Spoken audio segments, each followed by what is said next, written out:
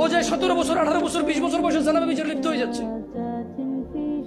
কিন্তু ও যদি আল্লাহকে ভয় পেত আর শারীরিক চাহিদার জন্য আল্লাহর কাছে বলতো, আল্লাহ আমাকে ধৈর্য দাও, আমি রোজা রাখতেছি, আমাকে সাহায্য করো, আমাকে তৌফিক দাও, আমাকে উত্তীর্ণ করো, বিবাহ পর্যন্ত আমাকে তৌফিক দাও, তাহলে আল্লাহ যিনি রহমান, যিনি ওদুদ প্রেমময়, তুমি আল্লাহর ভয়ে জানা বাদ দিলা, আল্লাহর কাছেই চাইলা, ধৈর্য আল্লাহর জন্যই ধরলা, আশা আল্লাহর কাছেই করো, তিনি কি তোমাকে ফিরাবে?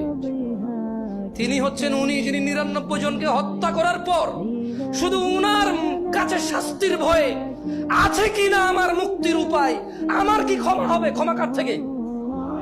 তাহলে ওই যে বনি ইসরায়েলের ঘটনা, ও 99টা মানুষকে মারার পর কার কাছে ক্ষমার জন্য?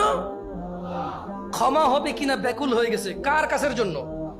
আল্লাহ থেকে। ওকে যাদেরকে মেরে ফেলছে তাদের কাছের জন্য। ও তো টেনশন করতেছে যে আমাকে কি মাফ করবে কেউ, আল্লাহ কি আছে যে আমাকে মাফ করবে, বা আমার কি ক্ষমা হবে? 99টা মারার পরও কি ক্ষমা পাবো আমি? আল্লাহ কি ওর জন্য জমিনকে কাছে করে দেয় নাই? এই মাটি তুমি এক চুল নাড়তে পারবা? এই জমিন তুমি এক চুল নাড়তে পারবা?